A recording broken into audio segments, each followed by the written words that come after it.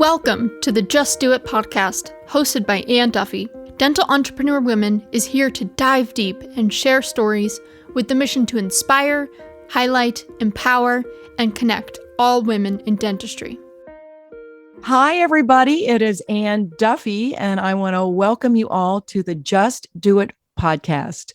Thanks for joining us today. I'm very excited to have a special guest with my friends at Patterson Dental. They had set this up for me. I've been dying to talk to her because she is a pioneer in women in dentistry and comes to us from Hawaii, actually, today. She's on vacation. And what do do's do? They do what they have to do.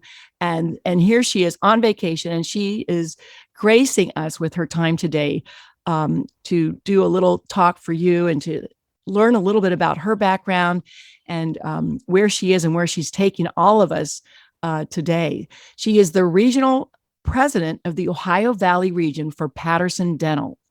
And for many years, and you'll love this, she was the only female in this role. The other regional presidents were predominantly male, hence why we're starting Do Life and getting these organizations a little more pumped up for women in dentistry.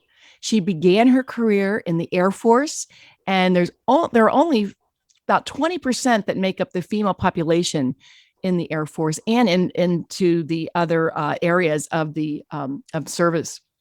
And she was also deployed to Iraq in 2006. So I can't wait to hear a little bit more about that. And she is instrumental. This is really the important thing. It was instrumental in the launch of the Women in Dentistry event and leadership series, which is the first of its kind at Patterson. And it focuses on empowering the women dental customers. And I love that because it's been a long time coming. And now that we know that more than 52% of the graduating dentists are women and their entire teams are women, we are really on our way to really raising all women. And before I get started, I also wanted to say something about a dear friend of mine who I was speaking to at Chicago Winter, Sue Kump. We all know Sue. And we had that conversation. A lot of you guys know that. And it was a catalyst for me starting Dental Entrepreneur Women, because I really wanted to highlight the amazing women in dentistry. They're so smart, so powerful. So at the time, 5 years ago, I thought they were undervalued. I'm thinking we're making some strides in that. And I think that our guest here, Meg Dietzel, is one of the ones she is pioneering the rise of women in dentistry and beyond. So I'm really excited today, Meg, to hear your story and to welcome you to our podcast. Welcome. Thank you so much. What a generous introduction. I'm super excited to be here. And yeah, thank you for having me. Well, you're welcome. Well, I mean, you got started with in the Air Force. How in the heck did you go from being in the Air Force to being a regional president in Patterson? Tell us a little bit about the career path. Well, it's a bit of a windy path, and we don't have hours and hours. I'll keep it short. So I graduated college. My degree was in meteorology, and I did ROTC through college. I love the military. I've got some military in my family, and I was going to be a career military person. I love the structure. I love the leadership challenge. My very first job, I was 22 years old, commissioned as a second lieutenant, and I had 40 troops under me. Oh my gosh. Diversity. So folks older than me, younger than me. And I mean, crash course. You learn how to be a leader through ROTC, and then it's like, okay, now do it. So I learned early on how much I loved that challenge. The meteorology piece was like, yep, I can do it. I can forecast. I'm a math science person, but what I really loved was leading my team. So my career progressed in the military, and then I deployed to Iraq 06 to 07. And it was an incredible experience. It spanned the whole spectrum of wonderful to awful, but learned a ton. But then also realized, I was newly married and I wanted to have a family, and that wasn't going to work out the way I wanted it to with deployments. So I had to figure out, okay, what's next? I did a master's degree while I was in the military, kind of a broad degree, thinking, well, maybe I'll get into sales. Grew up with a dad that was in, medical sales his whole career, management, leadership. And so that just seemed like that might be a good idea. And so got out of the military in 08, did a couple different things, and then landed at Patterson, ultimately as a territory rep. really only because a gentleman by the name of Kevin Parker agreed to give me a shot. I kind of tried to sell him on the fact that I sold forecast every day. I could sell dental supplies, and he was like, "Oh, that's a stretch." Well, let's see what you can do. So that's how I started Patterson. That is so cool. So meteorology, and then of course the leadership that you gained and learned and earned in the Air Force. Of course, I would believe you could sell anything to anybody if you believe in it, right? And I mean Yeah, I could see there, even hear the passion in your voice there. So where did you start your territorial rep position? So I started in Louisville, Kentucky. So I was born and raised in Louisville, and then, went to the Air Force and was gone for 10 years. Came back when I got out of the Air Force with my husband, and then started there as a territory rep, and was a rep for about 4 years, and then moved into management. So I became the general manager of the Louisville branch. And then I was in that role for just shy of 2 years before moving into the regional president role, which I've been in over 4 years now. Oh my gosh, congratulations. And to be in that role, surrounded by men, because as we know, this is why we started Do. It's like, at the top tier in the C-suite, it's all the men. And we need more women in it. So that you're really pioneering that, because you're one of the very first. I believe you were the only female regional president for quite some time. And now you're in this role of mentoring. And that's what Sue said, you're so highly regarded in the company and have mentored so many young women. Tell me, how did you get to, or what made you want to start something for women in the role that you're in now, in the leadership role, women in leadership? I love that.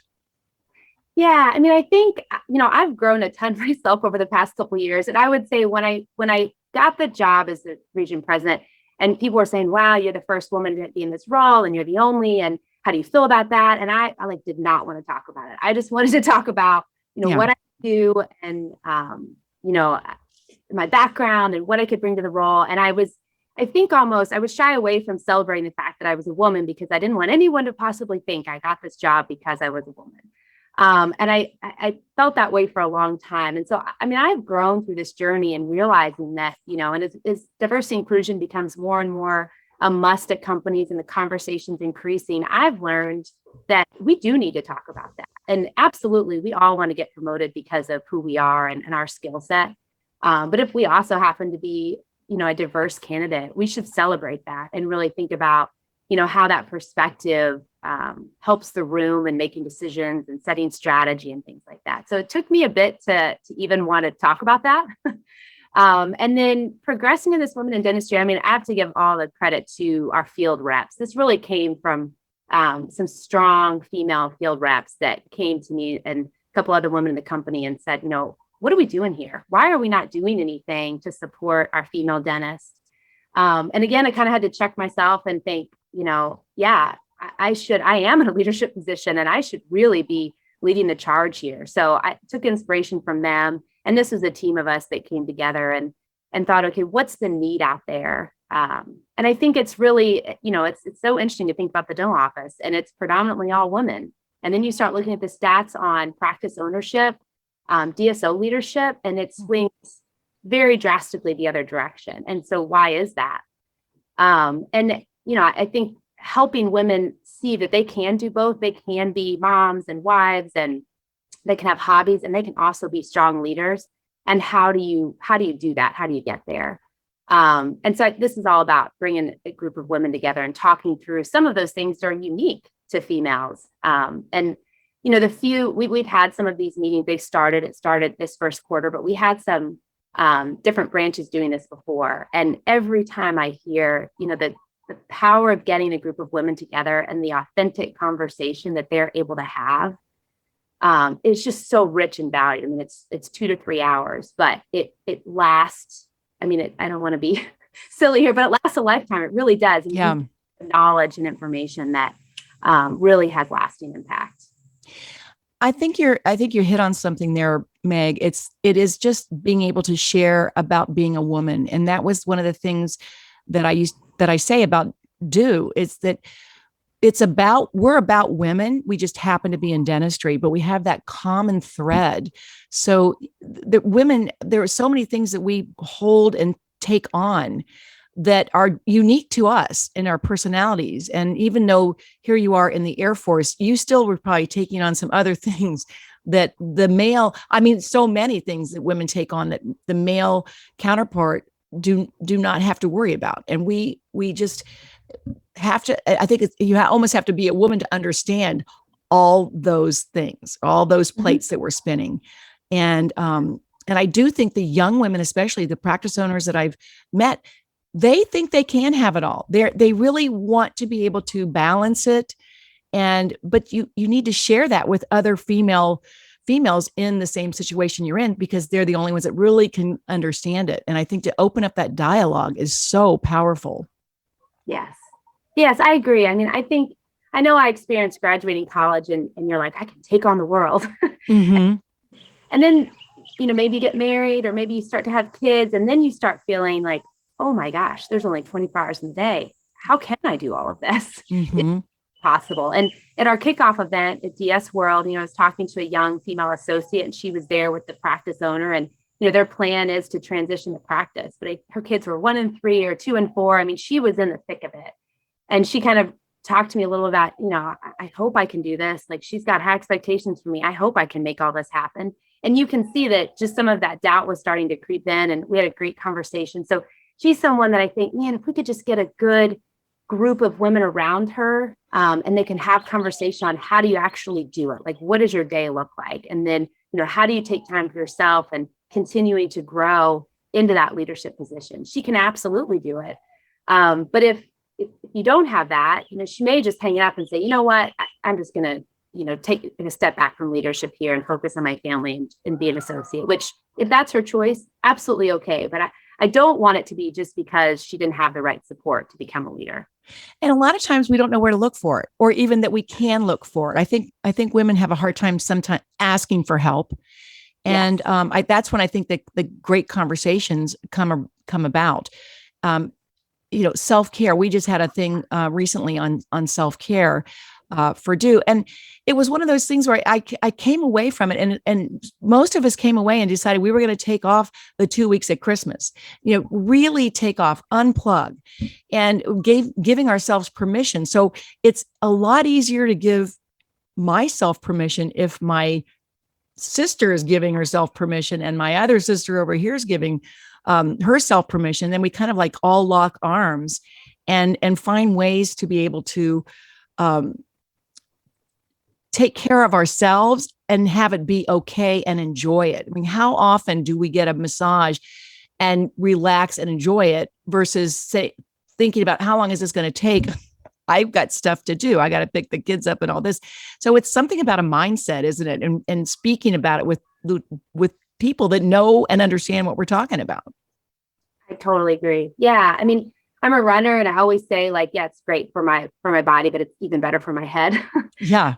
And I like to do Pilates, and probably weekly I hear a comment like, oh, I wish I had time to do things like that. Or, and it's almost this like, well, you must not have a lot on your plate if you have time to do that. And you've got to be able to say, no, I'm prioritizing that because I can be better for my family. I can be better for my team if I'm keeping myself well. So yeah, I think we've got to continue to have that message of, it doesn't mean that you're more dedicated or better worker if you scrap anything for yourself.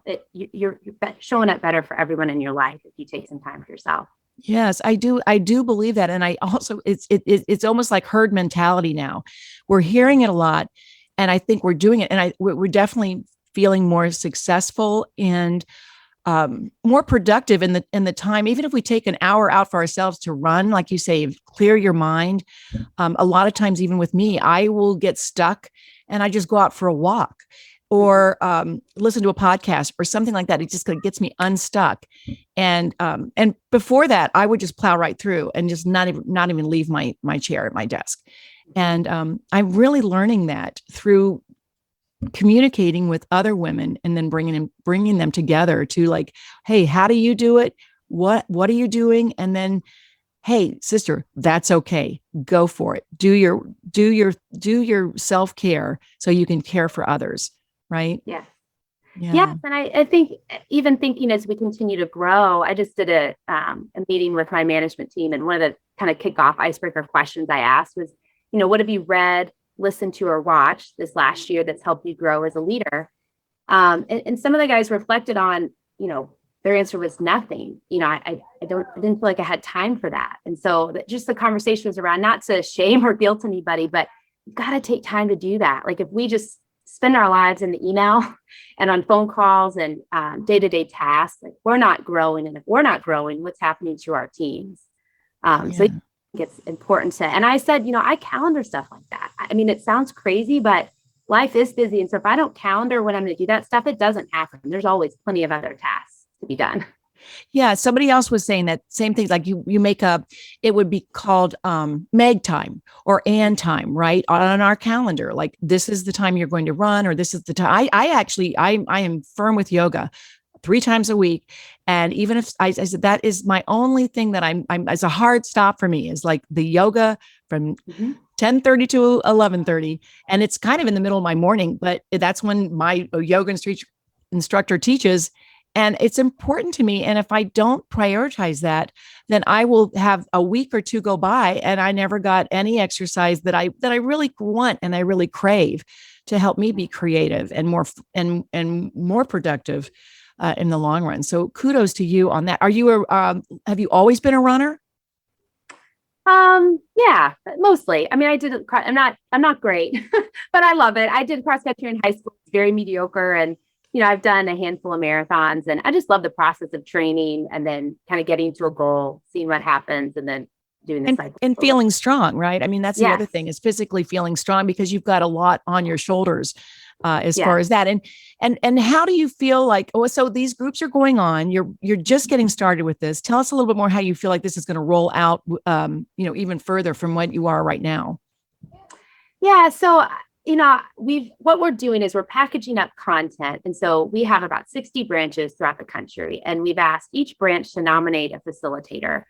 And so it's anywhere from the general manager to a territory rep, in some cases, technology advisor. And so they're going to take lead as a facilitator in their area. We've gone to facilitator training with them. And so we've packaged up content, which is it's video content and then kind of a walkthrough that they can kind of ask questions and discussion questions. So we learned pretty quickly that's kind of ease the pressure on the facilitator. They don't have to create the content. So we'll deliver that to them quarterly. From there, it's been fascinating to see. We've got the whole gamut of, one branch is going to do like an 8-hour day and they've got different speakers coming in, discussion. And then we've got some that are keeping it really simple. Come to the branch, got some food, and we're going to, go through this content together and have great discussion time. So I think it'll grow and evolve and look really different in every city, which I think is cool. It'll meet the needs of that local community. Yeah, I love that it's not a cookie cutter approach then that way. It's funny because I think we were going to have one here in Charlotte, North Carolina. I was actually going to open up a breakfast for that. And then COVID came, of course. And so we had to cancel, but things are opening up now. And I think that's going to be the yummy part of it is getting together, even just for like a coffee clatch or, tea time, I like to call it for us. I've noticed that is, just that personal connection is great. And just as something for them to be able to communicate, make friends. And like you were saying, it will last a lifetime. Some of these relationships that they're meeting, when they meet each other and they share their innermost fears. And I think women are good at that. They can get into a situation where it's like a vault and share really what's top of mind, what their pain points are.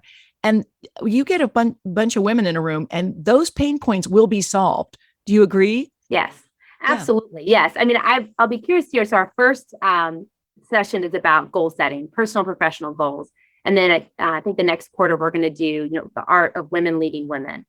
But I'm curious to find out as those sessions kick off, what does the conversation end with? They might start with this, but, it's totally flexible and fluid to take the conversation down the path that the group really wants to talk about. So and have it flesh out the subject and talk through it and, maybe set up some mentorships. I mean, when I think of where this could go long-term, I think we can look a lot of different ways, but I think getting maybe some more formalized mentorship programs going, even an annual event. I mean, I think we're going to take a year to, have these 4 quarterly meetings and learn from it. But I think it could go a lot of different directions.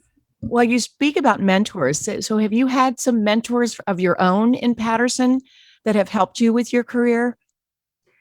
Yeah. I'm always, I think I've had as many male mentors, well, probably even more male mentors as I have as female mentors. Um, what's interesting about some different male mentors I've had is, they'll say things like, I was raised by a single mom, like I'm behind you 100%. And they'll give me their perspective. So I've had some fantastic male mentors that have encouraged me to, charge hard, don't worry about what anybody's thinking or saying. And so yes, it's been fantastic. And on the female side, yeah, I mean, Andrea is definitely, she's inspirational and I would consider her a mentor. My sister's 7 years older than me, so she's probably my number one female mentor. She's a trailblazer herself. She's an Olympian. We're very different personalities. So she will always provide that kind of counter perspective to me. So she's usually my first phone call when That's I great. some mentorship. But yeah, you can't do this alone. So I would encourage everyone to find, a couple folks that you can call in a moment's notice and they'll just listen to you and maybe provide a couple of thoughts or counterpoints to what you're saying. Yeah, I love that because we always say call a do, right? It's like call somebody that knows your thing. And because it's so funny because I'm married, I'm 46 years in here and I at the end of my day, I want to tell my husband everything. And he says he can hear me or he's listening when he's watching the Sports Center, reading the paper and on his iPad, but I don't really think he's hearing me. And that's when I think, like you said, you had your sister, and I have a sister as well, and she's one of my go-tos. And then some of the do's in here, I always tell everybody, hey, listen, if you need help, call somebody. And then we're growing this, Meg. This is what's so cool about. And I just want to shout out to Patterson because you guys have been there from day one for me. And even in Charlotte, I just finished my career as a hygienist after 46 years. I was Wow. 5 hours a week. But we have a great Patterson rep in our practice, Kyle Brown, and he's always been just super neat and a great guy.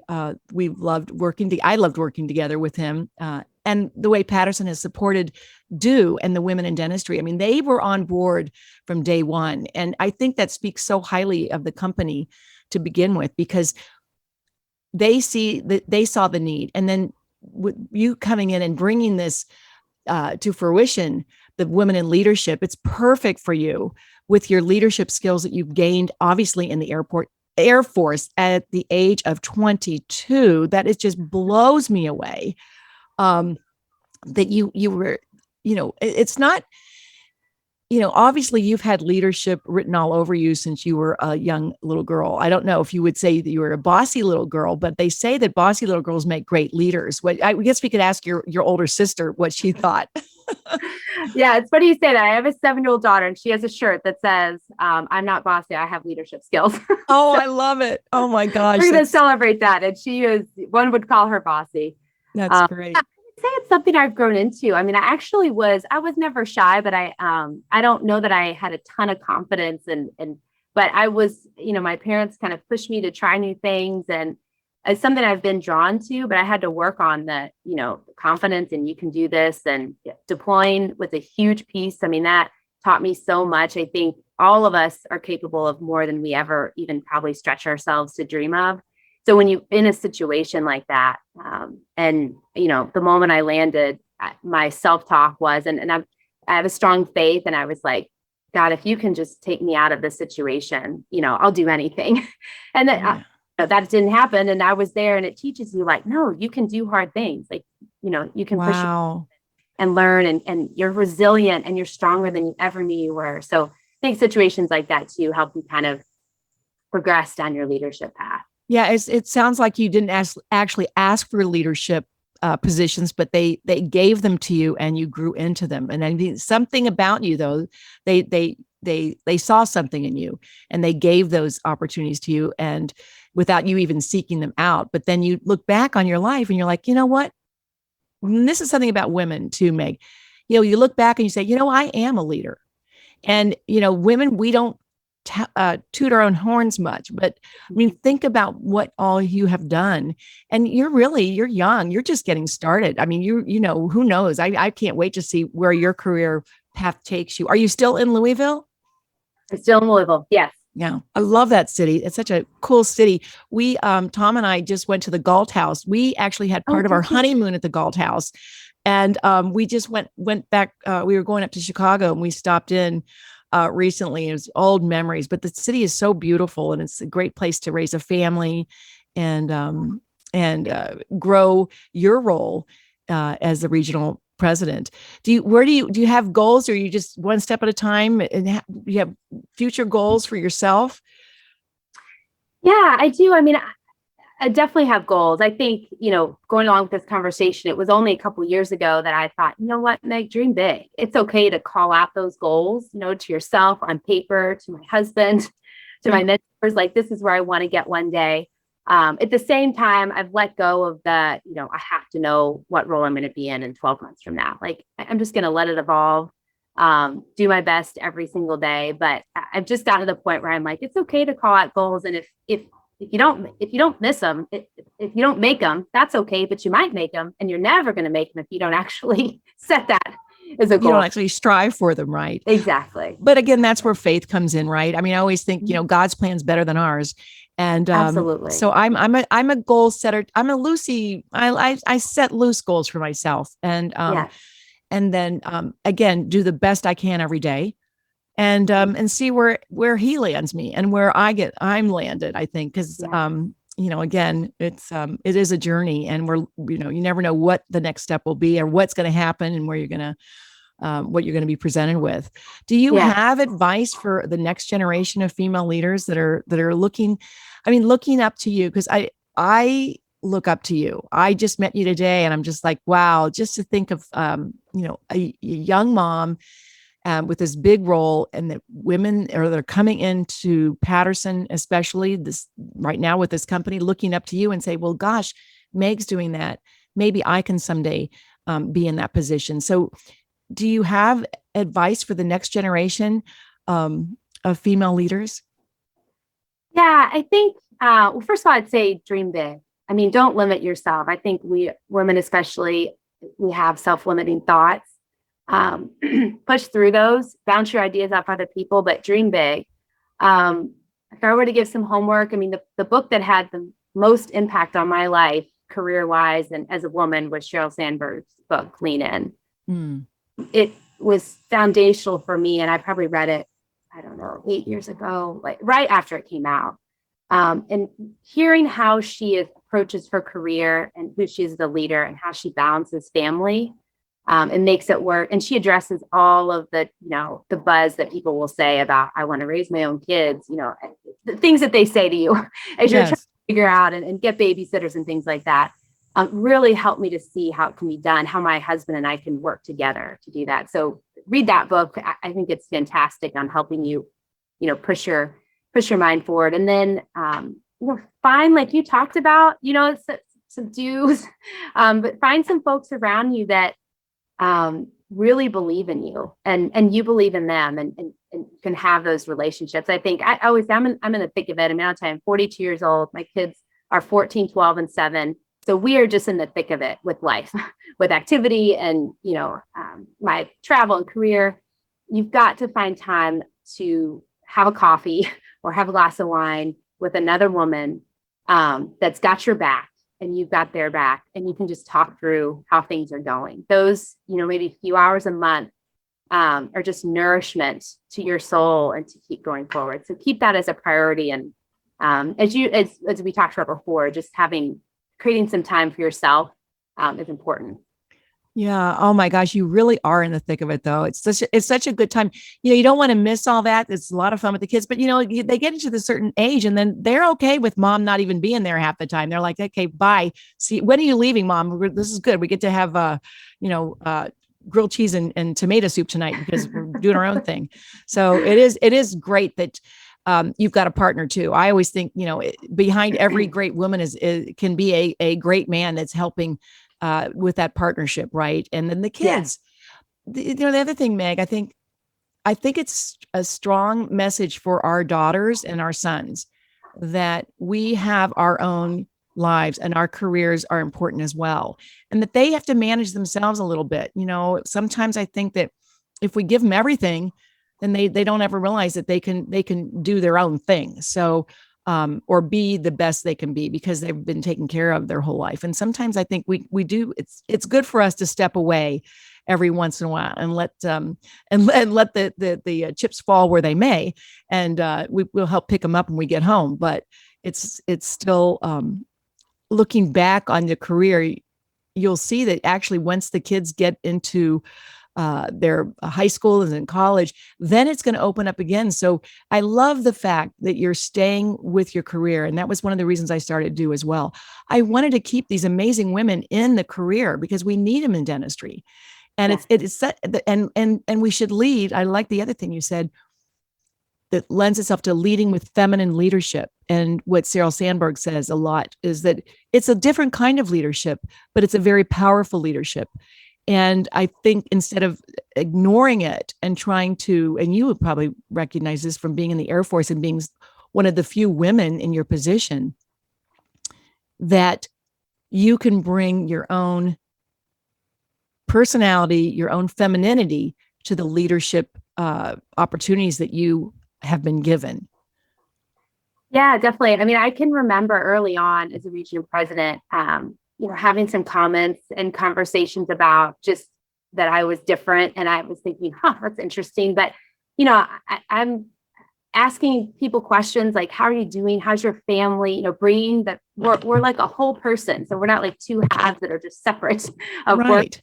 work. So having those conversations, I think women are often more perceptive. They're usually more emotionally connected. So it's a powerful form of leadership. It definitely looks different. But again, I think when you get into a room with a table of people, it's great to have all of those different backgrounds and diversity in there, really thinking about how is this going to impact your organization? Is this the right next step for us?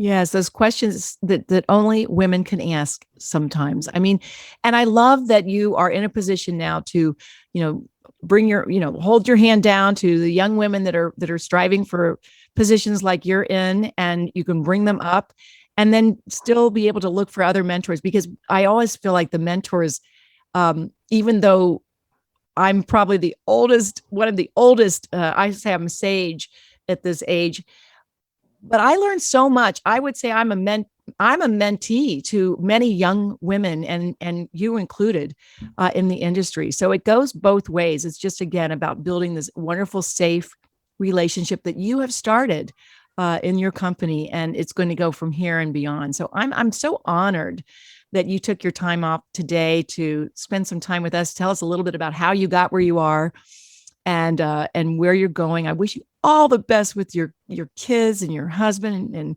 and your work. And I mean, you've got it going, Meg. I'm telling you, you just keep it up. I'm glad that you're having a little bit of a you time on vacation, but look at you. You took some time out for us today, and it means a lot to me. So thank you so much.